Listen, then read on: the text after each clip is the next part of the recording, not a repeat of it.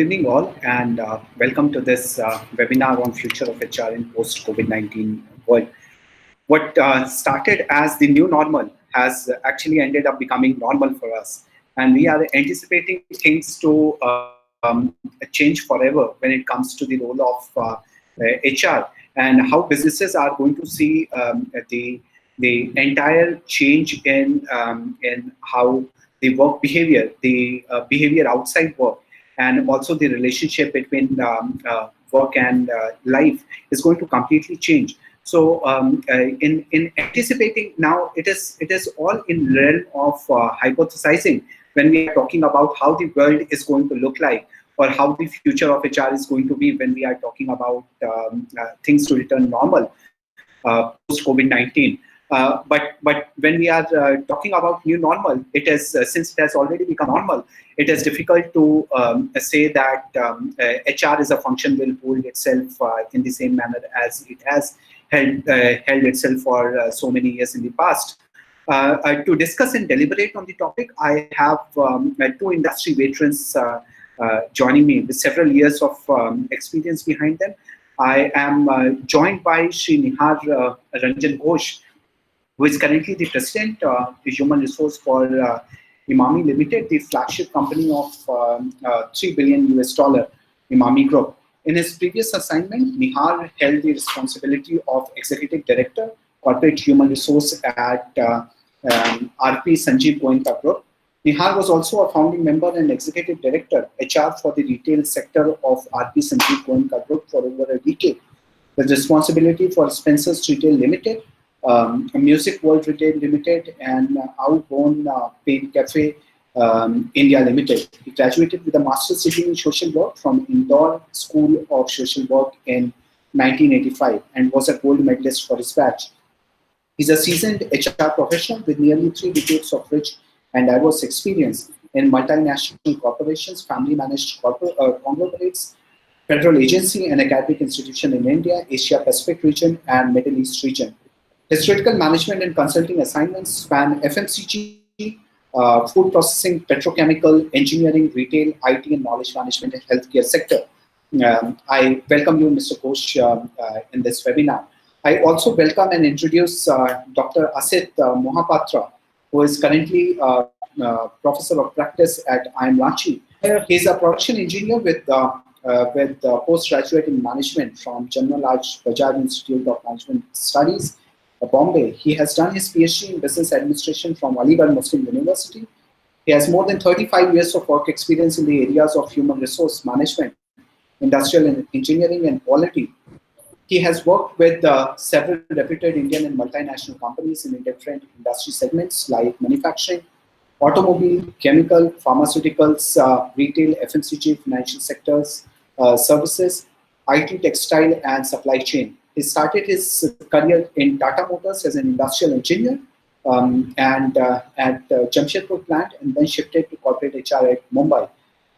He then moved to ICICI Bank as vice president HR. Subsequently, he worked at various companies with Reliance Retail and Future Supply Chain Solutions Limited as senior vice president HR. Served as director HR at Parker Davis and Raymond Limited. I welcome both the panelists joining me for this discussion. So the focus of the discussion is going to be around how businesses are going to manage employee well-being and how they are going to manage the work expectation. So we anticipate that the work expectation from the employee's end is not going to be same when it comes to engaging work environment and things like coaching and mentoring and peer support. We also are going to look at, or at least going to discuss and deliberate upon the remote working substitute, substituting the offices for knowledge workers in a bid to contain costs by the organizations. Also, how businesses are likely to design their compensation plan differently once to attracting people in the post-COVID-19 world. So the format of the discussion is going to be something like this. For first 15 minutes, I invite Shri Nihar Ghosh to talk and put up his views on how the future of HR is going to look like, followed by 15 minutes of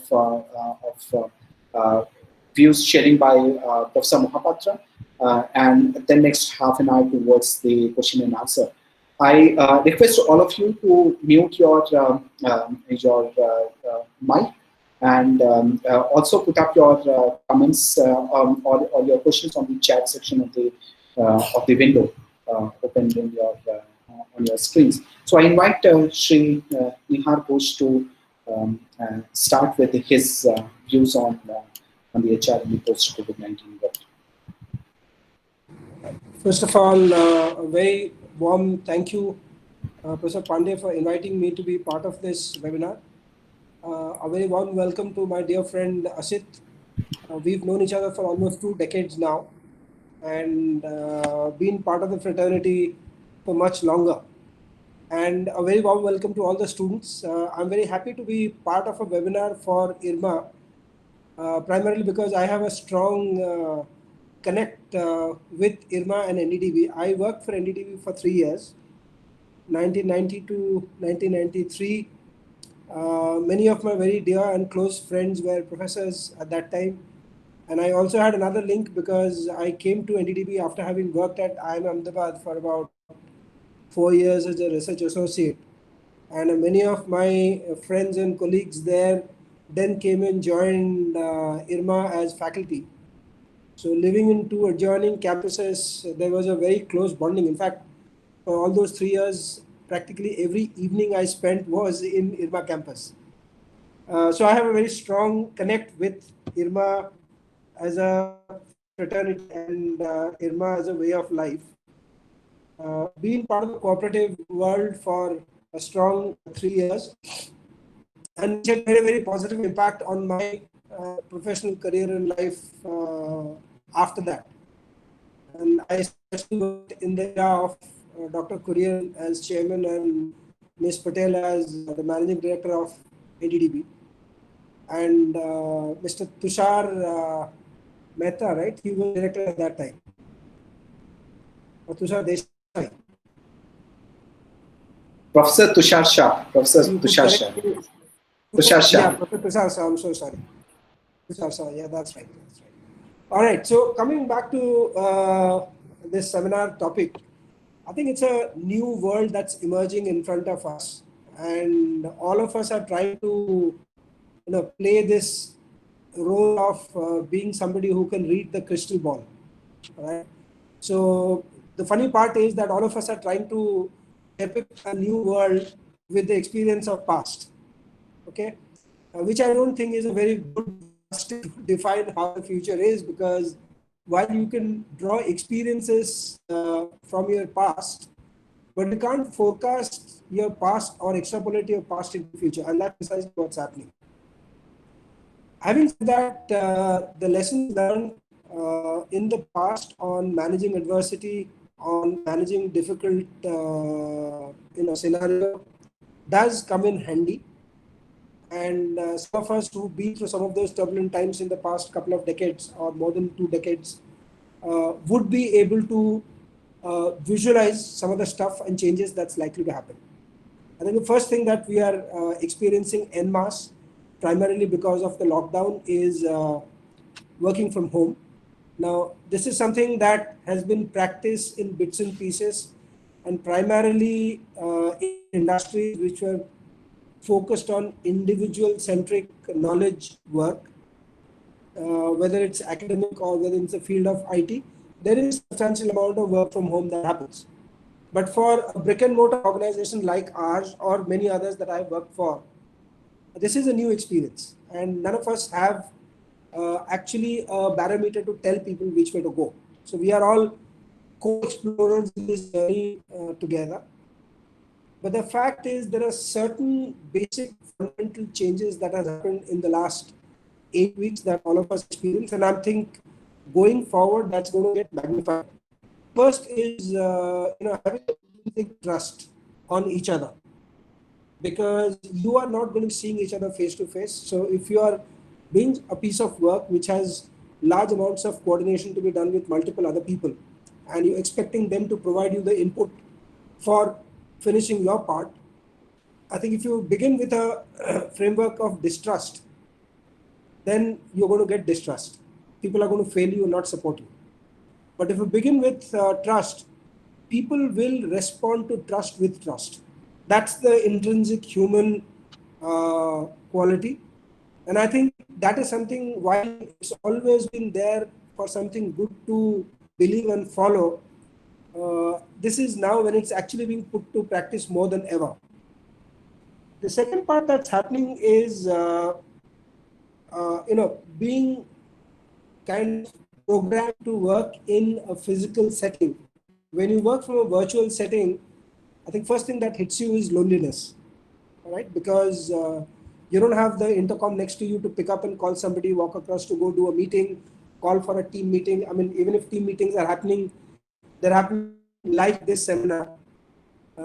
So getting adjusted and used to being all by yourself is a new experience all of us experiencing. My son, who is going to be turning 20 end of this month, and he's a special person, he's a person with autism. He keeps coming in and checking on me, saying that what is dad doing the whole day locked up inside a room, and he can only hear noises of these calls happening one after the other. But the fact is that we're dealing with a new, different world where the work parameters are going to be changing.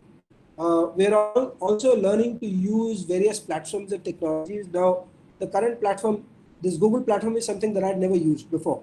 I mean, I've used Zoom, I've used Microsoft Teams, I've used Cisco WebEx, but I've never used this. So we are learning to use new tools and getting to become more and more tech savvy, and yet maintain the same level of warmth and camaraderie that you otherwise in a physical setting in terms of work environment.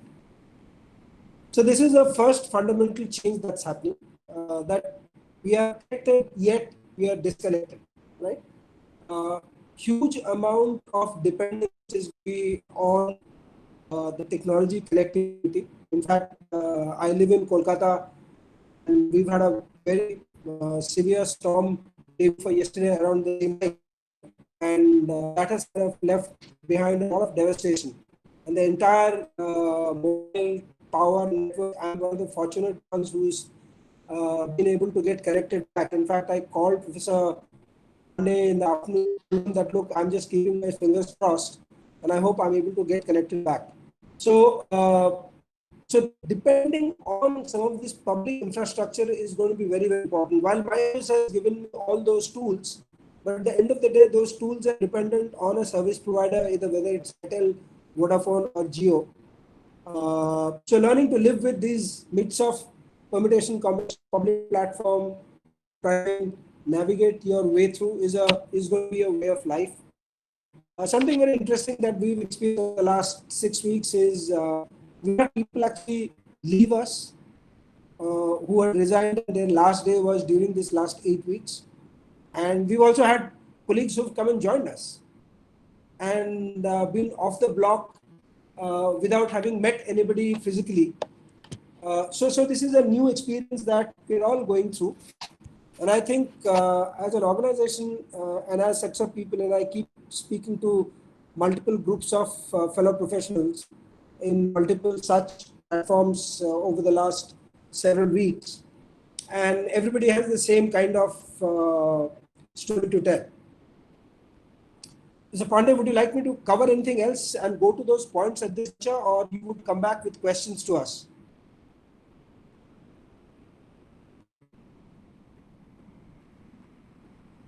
So there is one thing which I would definitely, am I audible? Yeah. Yes, please. Yeah.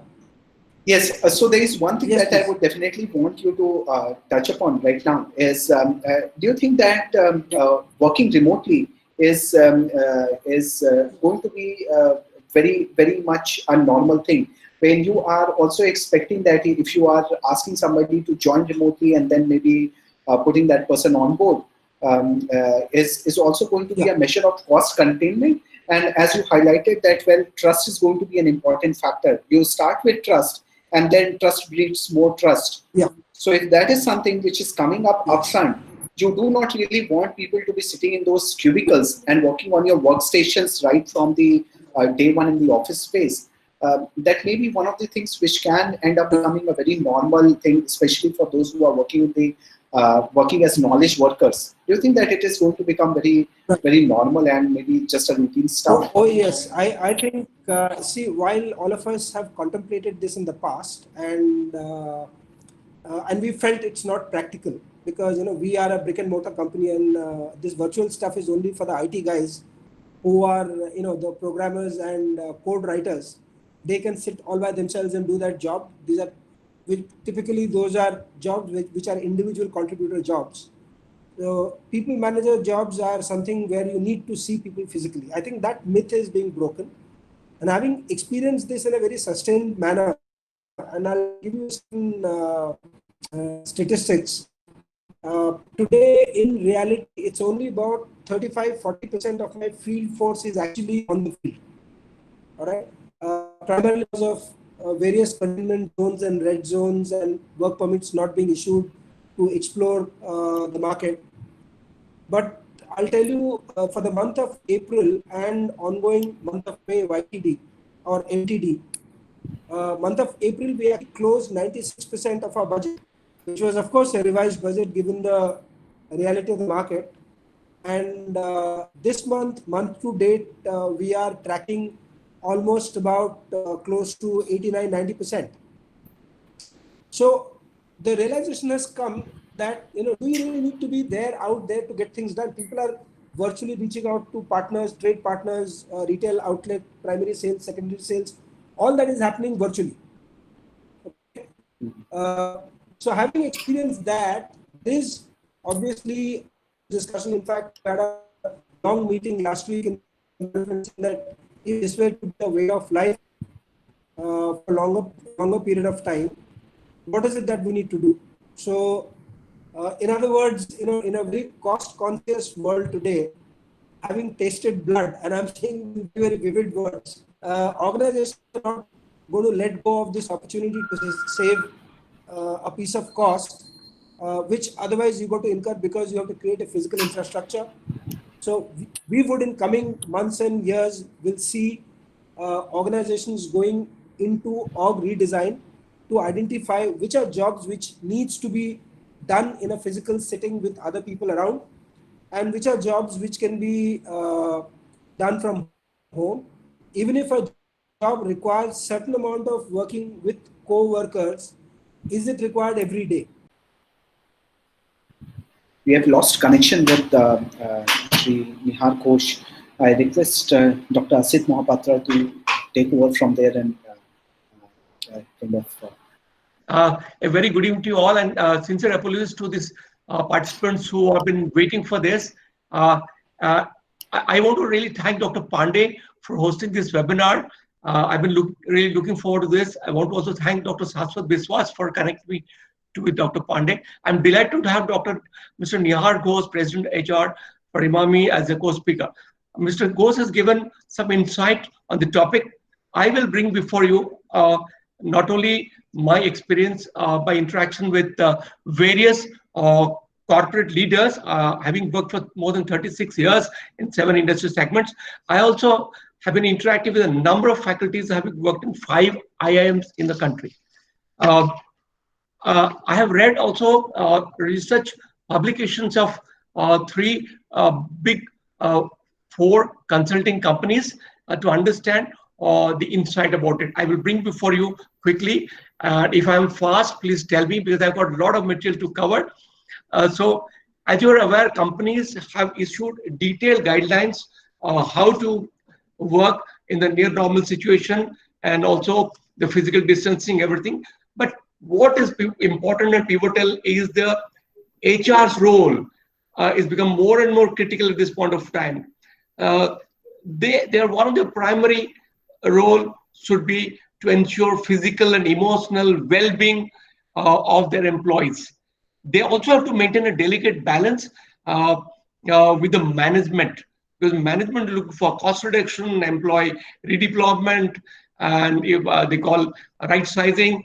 It's not very easy. So they have to look at all these aspects of upskilling, multi-skilling, all the aspects. And I'm telling you, it is not difficult, but HR has to really work very clearly in most of the areas.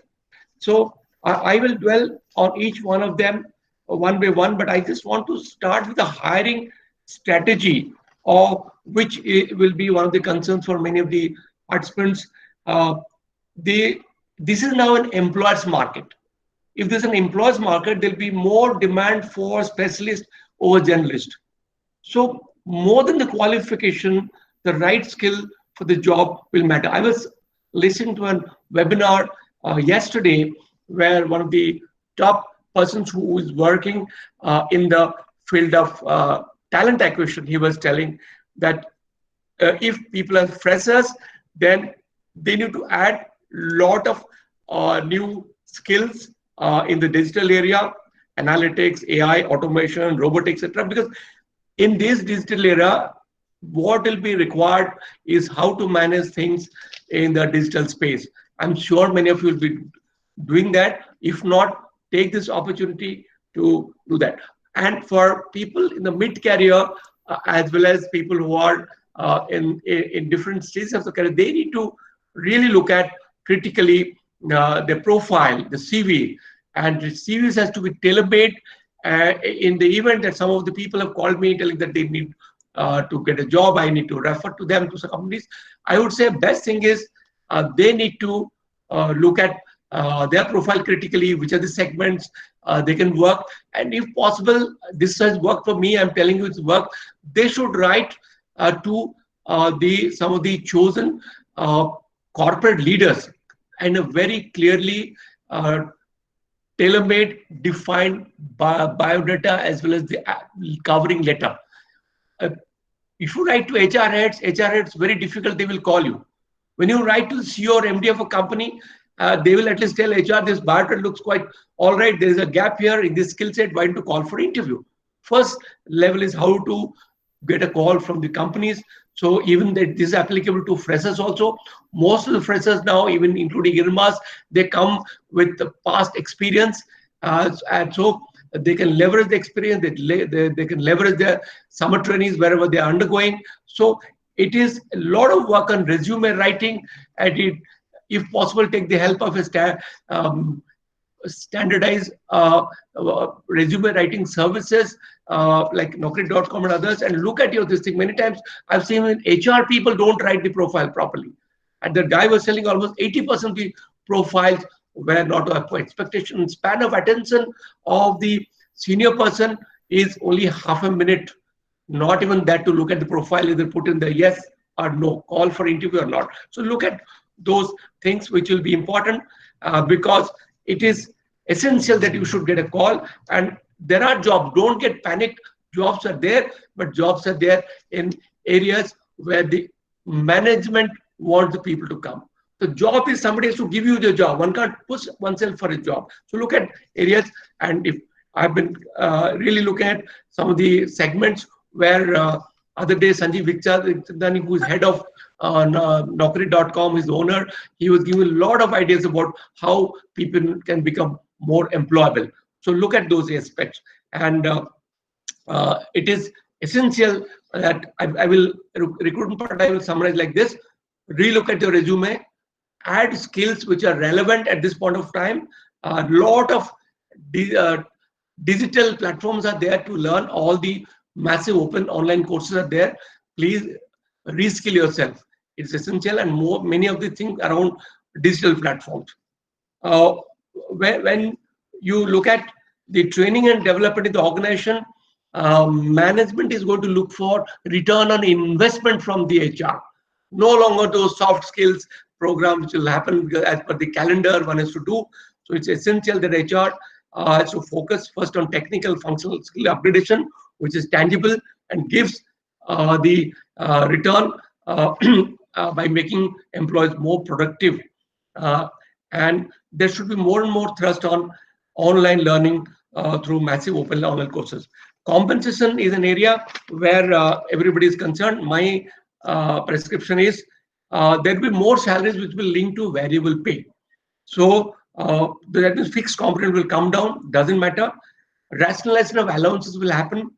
a staggered payment increment cycle for different set of people should be there.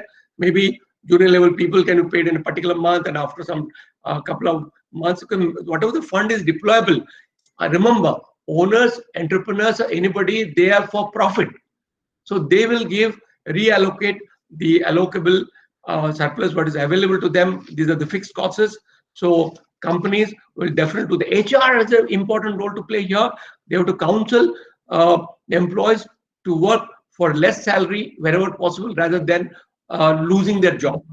So if they can convince management that, okay, sir, in the reduced fixed cost and overheads, I'm able to manage, so we should not lose our valuable resources. Sometimes if you reason out, it works. Now I will dwell a bit on work from home, which Mr. Nihar Ranjan Ghosh was telling, but probably lost his contact. Work from home, very clear prescription. One is there are 4 areas that there are: structure, people, process, and technology. If employees, what are the challenges for people working in remote teams? Decision rights has to be given. Remote environment, what are the passwords, security, what's the real-time collaboration? So there should be, now people who are used to working in the office together, now there should be small virtual team which should work. Clearly defined KPIs to track progress against deliverables will be done differently by HR. As far as people are concerned, the sense of lack of direction and isolation, as you rightly said, a little bit of a lack of motivation should be there, and people are used to working together. So isolation can also have a degradation of morale and performance. Focus on cultural elements at individual and group level. Different people have different timelines. Also respect the timelines of people, like Mr. Ghosh was giving example of his son. Similarly, people have a lunch time, and if you have a fixed lunch time in the office, respect to have a staggered lunch time. Somebody says, sir, this is my lunch time and family sitting for lunch, and you can't say, no, leave everything with this time to do it. Some accommodation is required. When you look at the process, difficulty in self-organizing to address real-time challenges. It may be difficult. People, when they're at home, there are multiple other small things are there. The distractions are there. I know of my brother who works in US for last 8 years, work from home only. But there's a culture. He shuts the door and he's like in the office and he's not his door. But here, the luxury is not there with many people. Relatively smaller houses, particularly metros. The children will be walking around. They'll do things. So you have to understand. HR has to deal each human being in a separate way. The risk to overlook dependency to create isolated solution. Somebody be having a skill set in a particular area. In office, it was easy to work around, depend on others. Here, through the remote system, you have to leverage the skills of people. Cross-functional team creation is possible, but it has to be leveraged. Clear decision and escalation matrix is there. Every time going, boss ko pucho, sir, ye karu ki nahi? So you have to be given clear mandates. Up to this, you are empowered to do it. If you don't escalate and everything will be just lying down. Use of single digital source, like we have seen classic example. If the connectivity goes down, people have been working how to do it, and so companies should define, if possible, help employees to acquire that particular platform so that no connectivity is easy. How also you should create the content, a dashboard for performance parameters. It's essential because you have to. While Mr. Ghosh has told that the productivity has not gone down, which is a very commendable thing, but sometimes people at the lower level, they may or may not be that committed, except that people who are on the front line, who are the sales people, they have no choice but to do it. But people who are in the service department, service function, they need to be managed, but they're all used to working from the office environment. So proper data security management is very essential.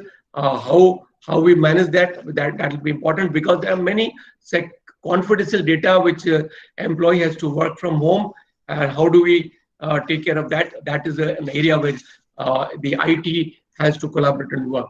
So another consulting company where I saw that they're talking about how do you reassess the capacity of the organization, what are the protocols for remote working, what is the accountability metrics, reassign resources from non-critical tasks to critical areas. Because now if you have people available, you need to pull in something which is all dovetailed towards market, how people can work towards in maybe whatever function it is. I call it the tooth to tail.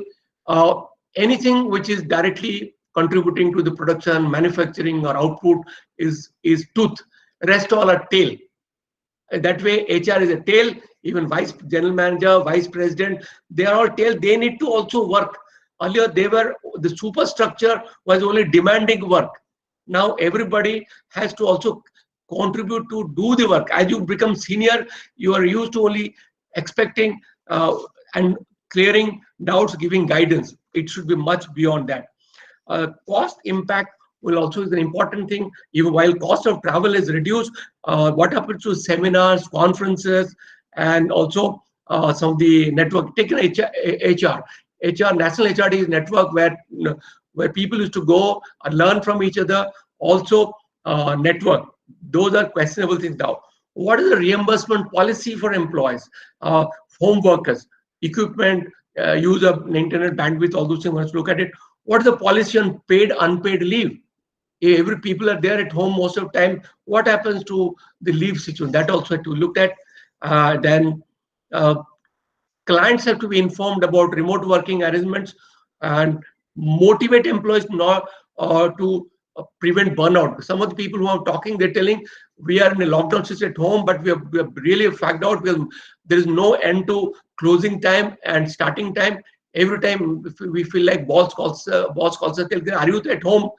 Home doesn't mean that you are free. Home means there is homework also. There is work from wife also. So you can't isolate, and it is that many of you who are having married, you know how much of work you are doing and supporting your wife. I'm not telling it's bad, but you have to do that. And capability creation in the organization, reallocation of resources for immediate needs, and change in performance expectation. Compliance is very essential. Social media compliance in virtual medium. What are the compliance to do? What kind of social media platform you're permitting people? Risk assessment of technology tools. Know how to track overtime. People may tell, I've been working 10 hours, 12 hours, 14 hours. And lower you go to, how do you track the overtime and how do you manage it? Companies should create a crisis response team. It's all more important. Also, senior management leadership has learned to live with the situation that they are leading a virtual team. There is no town hall meeting. It will be a virtual town hall meeting or any other meeting. There will be annual conferences where all the senior people deliberate. Those things important. How to conduct talent performance review. There will be very clear guidelines are there. And last few points, when you look at it, how do you respond to the situation? How do you to deal with the transition? How to respond to new situation? How to recover and emerge stronger? How companies prepare to thrive and continue with the near normal situation? Having experienced this thing, everybody got a shock. They don't want to get caught unawares now. So the question is, there are a few points where I will tell you that they should reflect what has worked well, what has not learned, what are the new learnings, and what perspective to bring in. They should recommit the workforce well-being and purpose through a focus on physical, psychological, financial concerns at home and at workplace. And they should re-engage and redeploy the workforce to maximize the contribution potential for rapidly evolving organization priorities. The HR has to rethink workforce and workplaces to leverage experience of the response and opportunity to accelerate the future work. Rebooting is one of the things which was mentioned. So rebooting means realigning HR function and people operations with the most pressing business and workforce priorities and pivoting towards experiential HR. So in a nutshell, business leaders require workforce strategies which focus both on short-term recovery priority actions, and they should reflect, reconnect, re-engage, rethink, and reboot in the context of a future directed towards purpose, potential, and perspective. Organizations can lead, prepare, and support the workforce through the recovery phase while positioning themselves the next phase, thriving in the new normal situation. So let me give a few more points while so many people are connected. So employees should develop the flair. I've developed a small acronym for it. F FLAIR, flare, please remember. Flare means flexibility to relocate, reskill. That's F. L means learning new skills and additional contribution. Don't think that this was my area of contribution. Go beyond your boundaries, whatever the area is. You should make yourself indispensable in management. So if at all, I remember I've gone through, I've done actually, unfortunately, 3 big VRSs during my career. When the management wants to look at de-hiring us people, they will retain people who is multi-skilled. So try to learn. Don't say that I'm getting this much of money salary, so I will only work this much. Those days are gone. FLA, A is action oriented. Speed of action is required. Nobody is waiting. Okay, I'm doing it. How, as of yesterday, things should happen, and the boss, whatever, will be happy if you are able to do it, work overnight and see that it is given, because this is a time where this response will be of important. I means independent mindset. So, which means think about in this VUCA world. VUCA, all of you know, volatile, uncertain. You're familiar with ambiguity. In this situation, how this become more complicated during this COVID-19. How we are able to get ideas. Nobody, you always used to go to boss, sir, ab kya karna hai? How do I go about it? Boss also in the same situation. Boss is looking, so you should be able to give a solution orientation rather than this thing. So in fact, Jawaharlal Nehru, I quote, they were telling that he was telling in one of the meeting that be a part of solution, not a part of problem. Because people just raising the problem to the boss, is not enough. R is rigor. Hard work is not enough. Along with that, creative and innovative approach will be looked forward to. Okay, so this is essential. Now what happens? This is for employees. Employees should develop this flair, FLAIR. Now let's look at what HR should focus on. I put in the C's. All are C's. Care. There should be more caring. I have seen HR was waiting that people will come with a problem. No, you go to people. The less the HR sits in the cabin or the place, more productive they will be. People are, you have to understand, go to the place of action, understand, if required, visit their home. If people are in the same location, you can visit. Now after some time, the quarantine will go away. Meet people at home, meet the family, understand what are the concerns. If possible, help. That will go a long way in assuring the employees that, okay, there is somebody from the company who is taking care of our issues, well-being. Compassion. Even though there is some right-sizing, downsizing there, be compassionate in dealing. Don't be cut and dry. Either you resign or I have to terminate your services. That's what used to happen. Don't do that. I hope and pray that this downsizing should not happen, and employees should quickly learn to adapt and acclimatize with lower salary, and they should not think I was getting this much salary. So I was listening to a webinar when the person was telling, even though unless reverse opposite, somebody loses his job, the person should work in some NGO or somewhere with even 0 salary for some time. Reskill himself or herself, get into another action 5-6 months. People become desperate, they get into a cell. That should be avoided. Collaboration with all stakeholders, HR, you know, external, internal, all the stakeholders there. Union will demand their pound of flesh.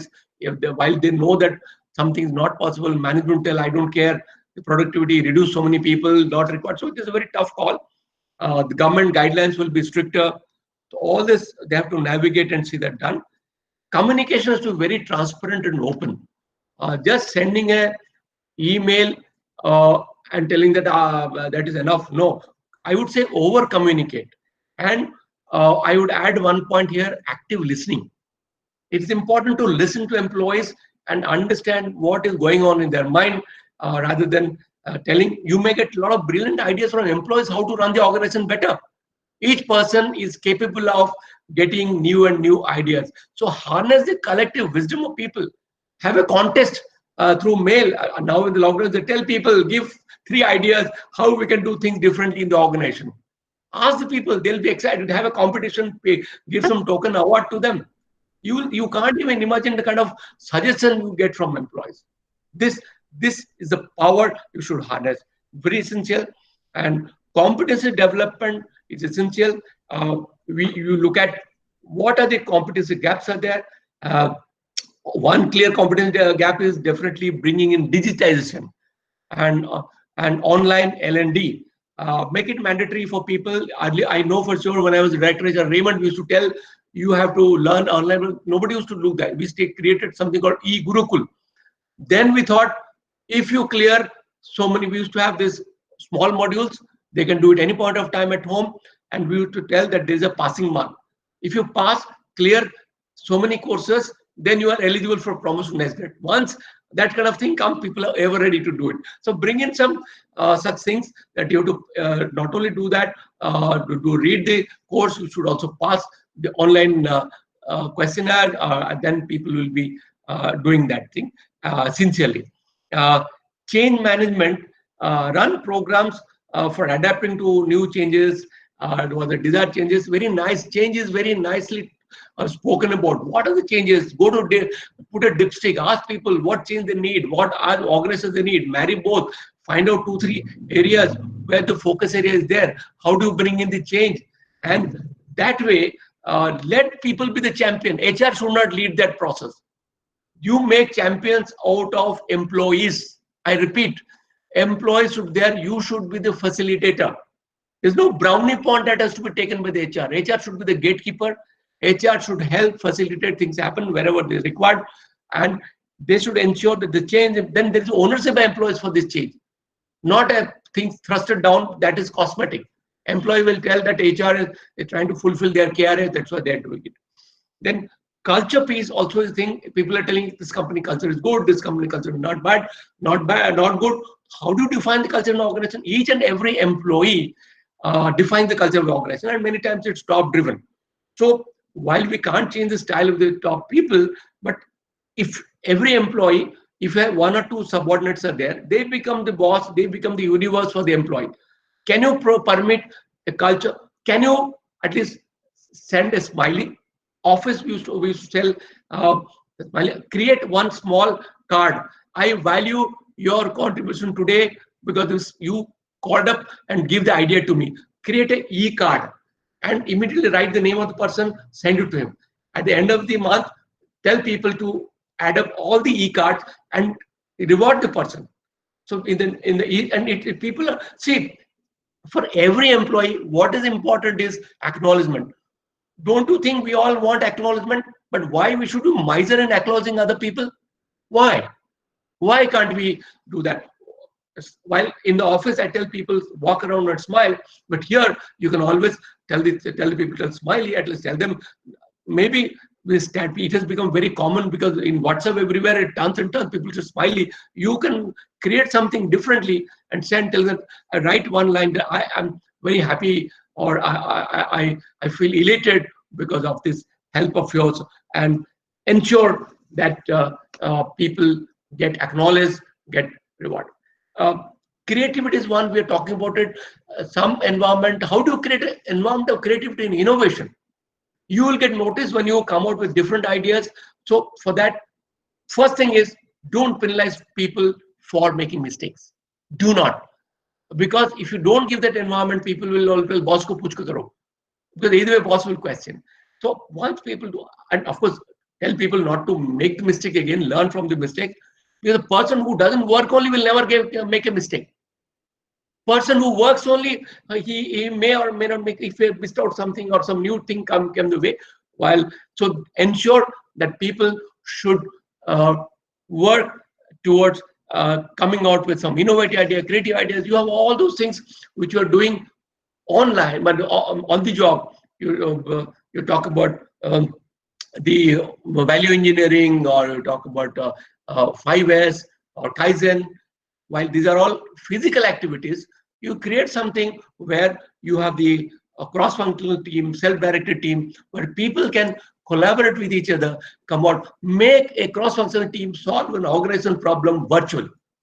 Let people work. Let people contribute in that. And so in that, let there be a competition between various groups to coming out with organization improvement, productivity practical solution, not theoretical solution, and not spending more money. At this point of time, if a term comes out telling it needs a couple of lakhs, they may keep it in the back burner.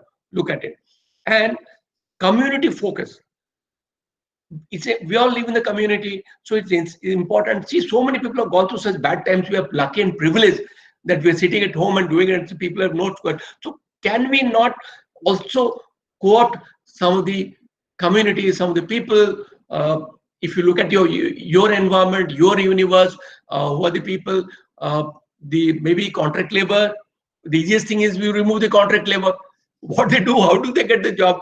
So look at some of the things, whether you can provide some of these people with some of the benefits. And overall, it's very nice to talk, but it's important to see it in action.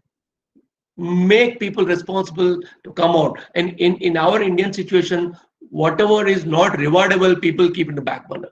So in your KRA, new performance appraisal, put some pointers for creativity, for innovation, for community services, for bringing out some competency development areas. So like that, you have to keep on working. As Nihar just said, there's nobody has the full solution, but the company which comes out with cohesiveness and work in a collaborative approach between the management and employee, HR being the pivot, they will do it faster. And I can tell you that we are going to be stronger in time to come. Many of these studies I'm seeing, it's coming out very clearly. India is poised to grow stronger after the situation, because many of the other countries where I was reading the international magazines. So no need to panic at all. If you panic, your energy goes down, you become less productive. Because, and one last thing I will tell you, we talk about mindfulness. Read mindfulness, do a breathing exercise. If some tension is there, these are not Ramdev's only philosophy. Anybody can sit down and do it. Deep breathing, more oxygen to the body. You get more fresh freshness in your mind, and enough and more opportunity there. Do it at home. Rather, I'm sure many of you people will be doing. I'm only reinforcing that. And read some good books. These days, people are sending tons and tons of e-books. Read some good books. You should be positively charged. That's all. Thank you. Thank you, Dr. Mohapatra. That was very insightful, very, very useful in terms of practicality, the action points that you delivered. For the audience who have joined in, I want you to kind of respond to this question of mine. And that, is there a possibility that companies are going to cut down heavily on the basic pay and come to a system where there is a likelihood of increasing the variable pay component and cutting down heavily on the basic pay, so as a measure of cost containment? Do you foresee those kind of changes coming up when it comes to the compensation which companies are going to devise? I would ask Mr. Nihar Ghosh to answer. Otherwise, I will tell you based on my interaction with various organizations what is the status. But if Mr. Ghosh is online, then he should say practically what his organization or his interaction with the organization they're doing. So I don't think his connection has actually been. Okay. So let me. I've been really because many of the students. Why I'm collecting this information even before this webinar, because many of my students who are going to join, I'm responsible for hundreds of students in IIM Ranchi who are regularly asking me what people have got the job, whether they will join, whether the salary will be reduced, all those things. Yes, to answer your question, there will be different companies will have different strategies. First thing is that companies will look at reduction of fixed cost. If companies have to reduce the fixed cost, which means apparently, even though employee cost is not very high, except the IT kind of companies where it goes to 30-35%, in manufacturing kind of setup, it is a 5-6% up, maximum up to 10% if possible. So, but that is the apparent cost that happens.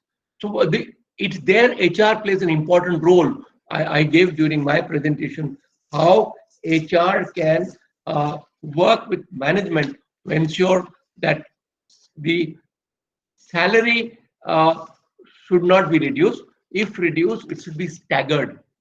And it's a fact there will be more variability in the component. It is related to output and no fixed cost. This is a fact which I can tell you for sure. But salary should not be the concern at this point of time to people who are already working or people who are going to join. They should look for continuing or joining an organization and thriving and sustaining for at least a year. That's my honest submission. Thank you, Dr. Mohapatra. So the network hasn't been very kind, and that is why all this trouble. Am I audible, please? No, you are very audible. I'm talking about Shri Nihar Ghosh joining us, and this is really unfortunate. He has joined over a WhatsApp call with me, and he's right now on speakerphone. Okay. So I have this question from a participant joining in on since people are working from home, will there be any change in the technique used by HR professionals for recruiting new employees? Will portals like Naukri and Internshala gain a higher momentum? Will the HR professional resort to the older methods of recruiting after the lockdown opens, or will it move online and everything will start happening through portals like Naukri and Internshala? Would you like to answer, Mr. Ghosh, or you want me to make an attempt? Okay, I'm not able to. You can connect over. You will go to. Are you audible, sir? Yeah. So, yeah, I'm audible. Yeah. Yeah. Can you throw some light on this question, please?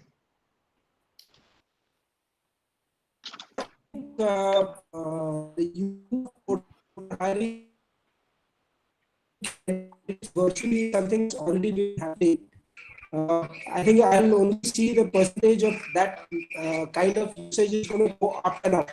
Okay? Yeah. So it's not something new, but I think the ratio of this for search of candidates as well as connecting with candidates, evaluating candidates online is something that's going to increase. In fact, a lot of us are also looking at bringing in AI-enabled interviewing tools, which is a video-based interview, which also gives insight on candidates' attitudes, basic face recognition, basic the kind of body language. So those technology available are going to be brought in more and more. There are multiple such tools available in the marketplace, which could be made available and used by companies.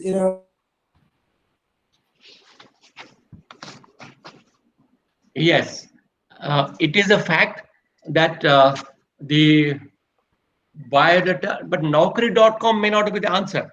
But receiving the biodata from even consultants through mail is possible. Why Naukri.com? Naukri.com only serves certain segment of people. For senior level, we never rely on Naukri.com. That's my experience. So I also mentioned during hiring my example, employees should start writing directly to the COMD and the HR heads, not rely just if you write 10 places, in 2 places at least you get a call, and this is going to happen because intermediate agencies like recruitment consultants or also, they will have a reduced role because they were doing the so-called search forms. They used to call the candidate, meet up with them, they used to prepare a dossier, all those things. Here, the role of HR will be little more because HR has to sift through more biodata and find out the right candidate and interviewing. I hope this thing will go down. Interviews at this point of time is totally net based.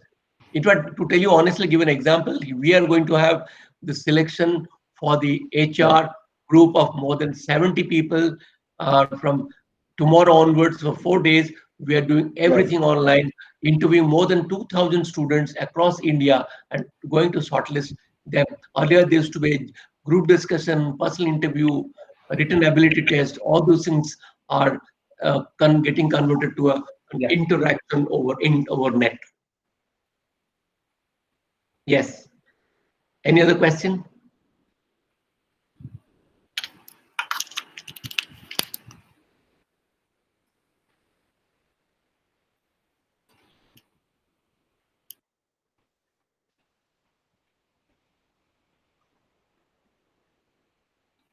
Dr. Pandey, any other questions, please? Yes, I also would like to understand one more thing and gather your mind and perspective on this. That when it comes to employee separation and how it has been happening with companies around, and what they are doing when it comes to sacking maybe or getting rid of 300 people in the organization. People have started swearing that, well, we are not going to ever take services of this particular company, or we are never going to buy product of this particular company when it comes to how they have been terminating people. So do you think that the organizations need to show a lot more compassion when it comes to even separating, even kind of laying off people? What are your views on this? The answer is a big yes.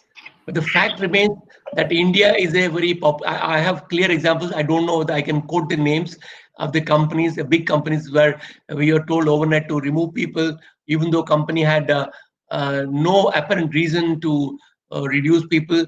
So there are people telling that we will never come back to this company again and join. But the question is, people who are in the employment market, and India is a populous country, you will be able to get the people, and they should be able to get it. May not be in the higher senior level, specialist level. You may lose some of the cream people, but the company also is careful. They want to retain people who are worthwhile. They only reduce people who do journalist kind of role, or who are what you call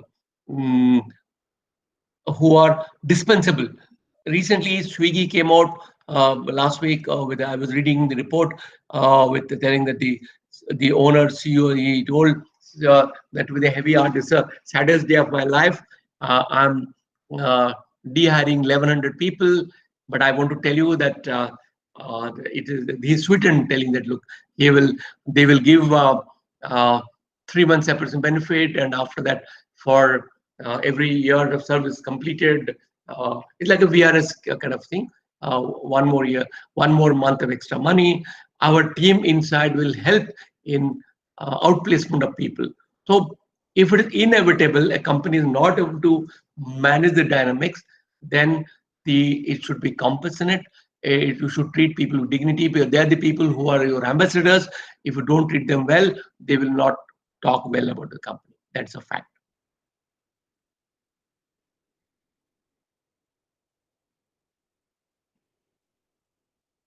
Yes, any other question from any participants?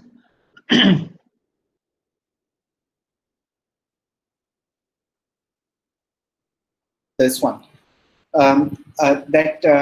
Given the fact unorganized sector employs a large chunk of our country's workforce, most of which don't have access to proper digital platforms and the required budget, how will an HR professional can ensure learning and development of these employees?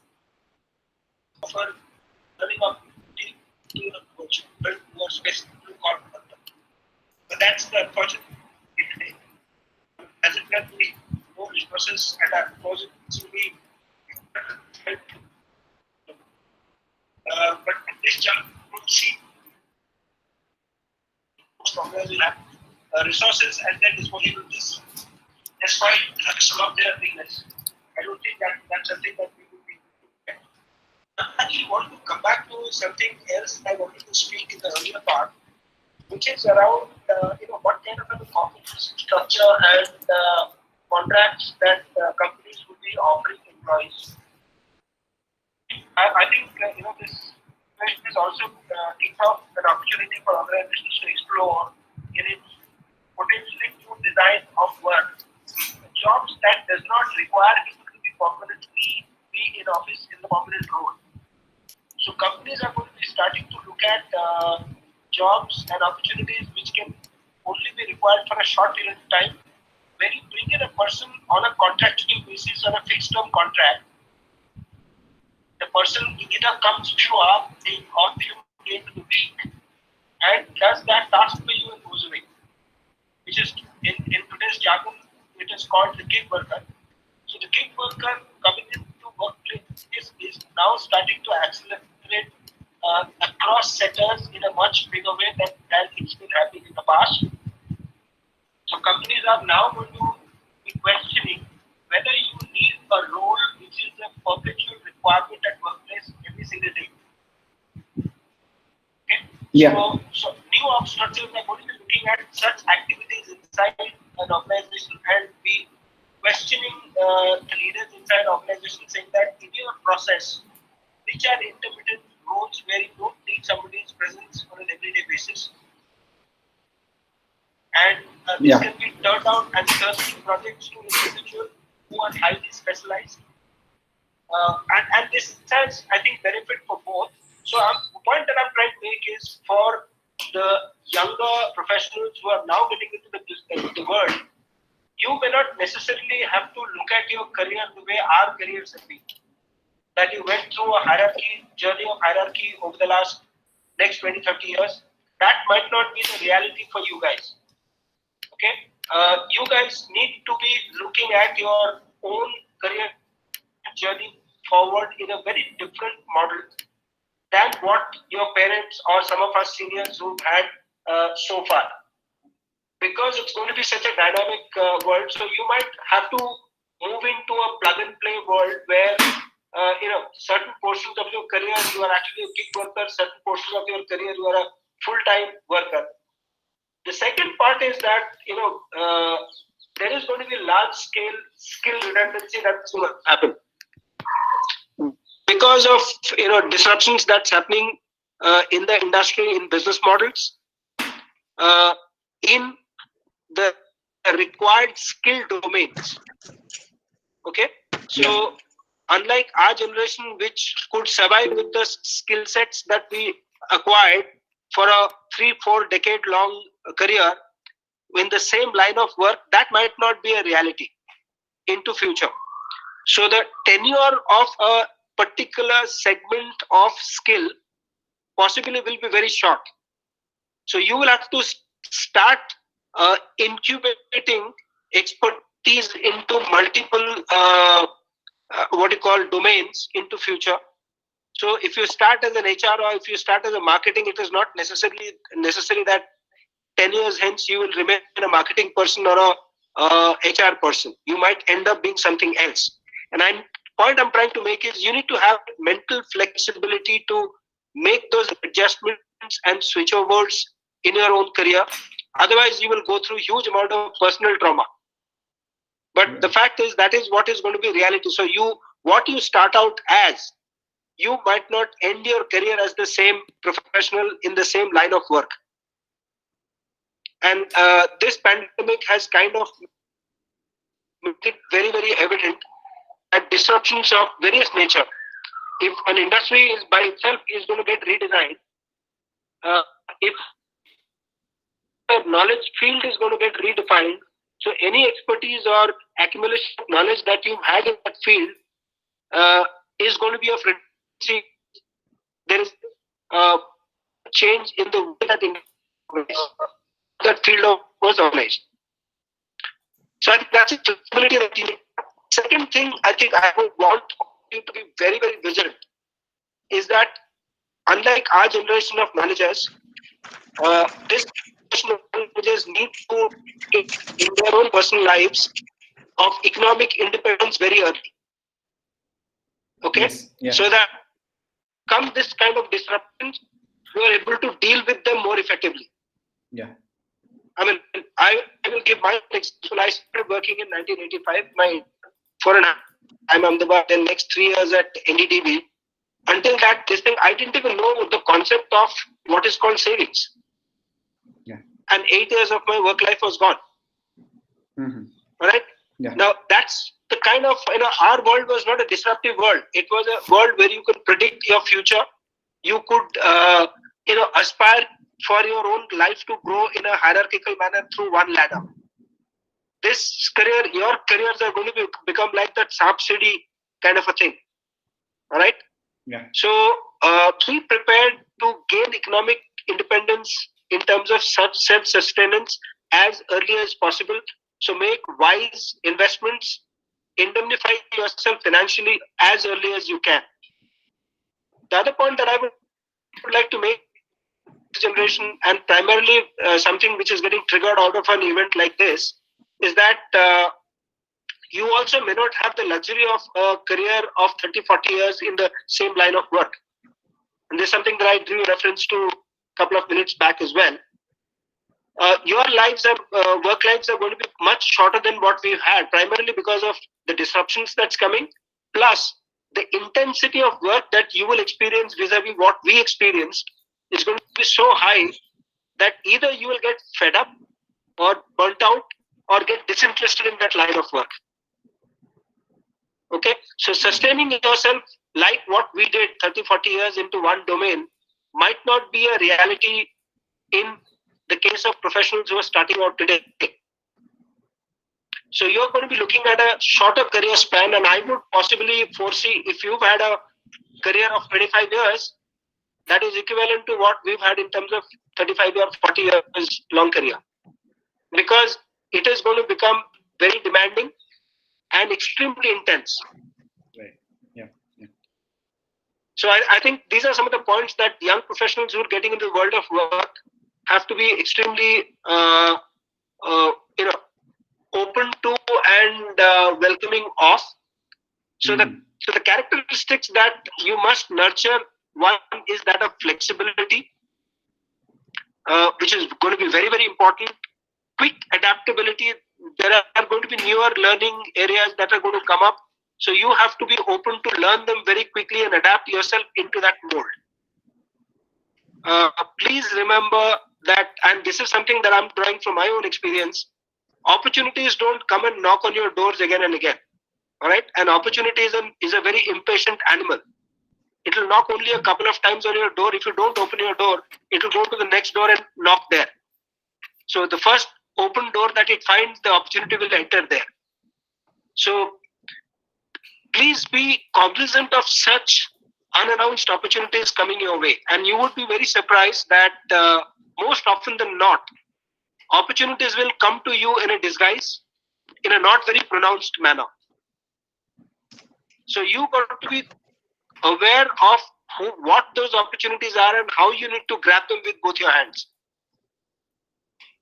So that's a very, very practical advice that I would like to leave behind for young professionals who are wanting to get into the world of work. Right. Are there any other questions, Professor Pandey, that I can take? While I'm corrected. Yes, that has helped. In fact, I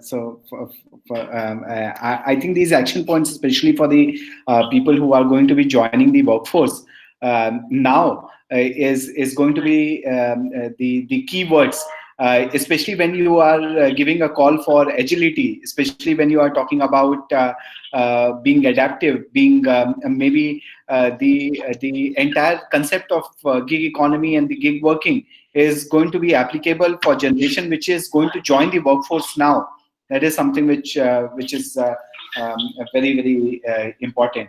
Now, just one question before I move to Dr. Mohapatra.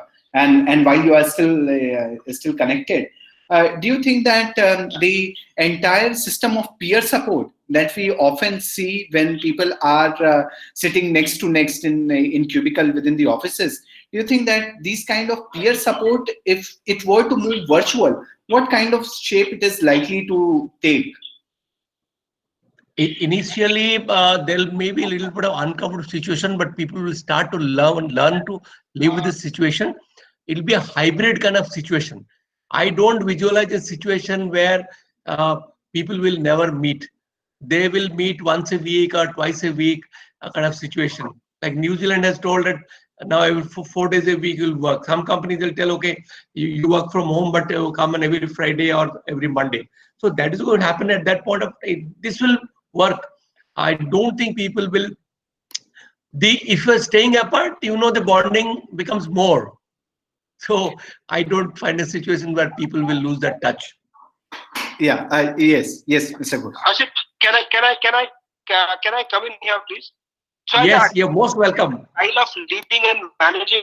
For each line manager has to undergo a significant amount of change, Yes. and we are seeing that happening in the last 8-9 weeks that we've been in lockdown. One thing is, like, for example, many of us have this habit of walking across the floor where our colleagues are sitting and saying hi to them in the morning. I think that has been converted in every line manager picking up the phone and giving a call to all their team members every morning. There are virtual meetings that are happening every morning, even if there is no agenda. People are making it a habit now that every morning the team, without an agenda, link up at say 10 o'clock, 10 minutes each other if anybody has any. So these things are coming into practice. So people are getting connected virtually. And I also see a lot more compassion being exhibited today by line managers. I think for amount of tolerance that I've shown to my team members in terms of finishing their tasks and deadlines, vis-a-vis if they were in office, I would say that I have given a 50% discount on that. Yes, so yes. no tolerance of mistakes, because you understand that people are not working in a very different environment now. Okay. So I think that is something that is going to be encouraging. Yes. Hand-on-hand coaching. Typically this is what is called as the manager as a coach. That would take a bit of a time for the kind of adaptation that from the old practice. But I'm sure it would come back. Please remember that at the end of the day, human race is an extremely adaptable creature, which is why we have survived while most other creatures have not survived. So we will adapt. I'm a diehard optimist. I always believe that every problem that is thrown at human kind is for a reason and for a purpose for the humankind to become better. So I think this pandemic has, at a time when we were possibly headed in a direction of complacency. So this is a wake-up call for all of us to think out of the box. Lateral thinking is becoming a way of life now. So I think fundamentally, we are also responding in a very, very positive manner. Yeah. Intent is that we possibly miss each other more than before. So we are thinking of more creative ways of connecting with each other than we did in the past. Because when you're there physically, you take each other for granted. When you're not there physically, that's when you start missing each other. So you would find, so I'm told various stories that there are WhatsApp groups that are working within the departments. There are people are connecting up this thing. There are so lots of activities that are happening. So there are alternative ways of connecting is being experimented and tried. Yeah. So engagement as such with an employee, just because he or she is not there physically, I don't see that's going to be a challenge. And as Asit was mentioning that, even into perpetuity, even if 50-60% people work from home, there would be a rotation in these guys would come into office. Right. Yeah. So there would be certain amount of physical contact that would still be there by design. Yeah. But as they say, necessity is mother of all inventions. Yeah. So I'm sure this is also going to trigger a lot of new ways of looking and thinking. Sure. I'll give you an example. The amount of learning and development that has happened over the last 2 months possibly has not happened in the last 5 years. Wow. Yeah. Cumulative number of hours people have spent in learning. Yes. Mm-hmm. Yeah. In many ways, I look at it as a very positive event. Right. Yes. Which is going to be fundamentally be preparing ourselves for getting into a world in a prepared manner. So I possibly look at it as a dress rehearsal of 60, 70 days that we've had to get into a new world. And there couldn't have been a better preparation time than what we did in lockdown to learn to get back into a world where large part of the world will into future work in a virtual manner. Yes. So we are not entering the world as inexperienced lot of people who don't know what virtual.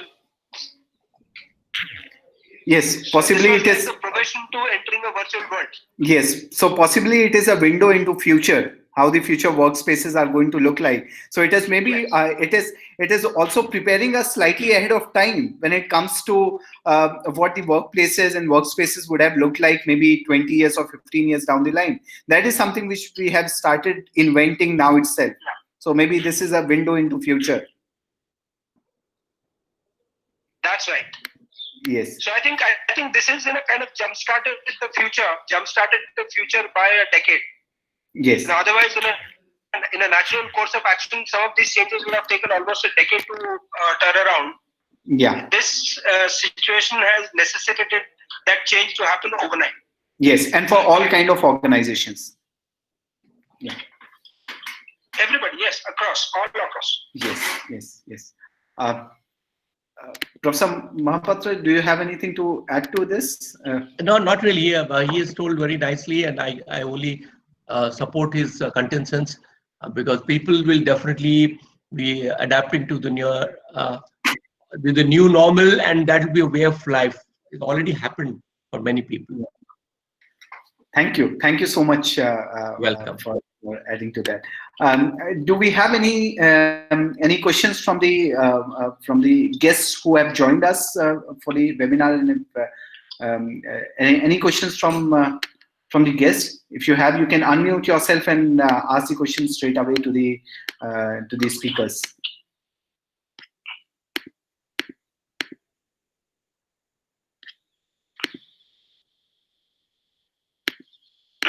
I think the questions that were there I have already asked, and they were copied in the chat box. So we can close it there. Sure. I thank you both Shri Nihar Ghosh and Dr. Asit Mohapatra for joining me this evening and taking out time and discussing and putting it up in such an elaborate fashion. So I think the reading on the crystal ball that you were saying and mentioning right in the beginning, Mr. Ghosh, that has been so kind of descriptive in nature. It is so meaningful that it is actually going to turn out into reality. And what we were anticipating, the kind of outcome of this webinar and the discussion, it has come out so vividly that we can in fact see this happening and becoming true. Even after COVID-19 has gone, and how the workplaces are going to respond. And as you rightly mentioned, it is going to be a jump start into future and the future workspaces. And that is something that thank you for putting it up so vividly and clearly, both of you. I thank you both from all the guests that have joined here.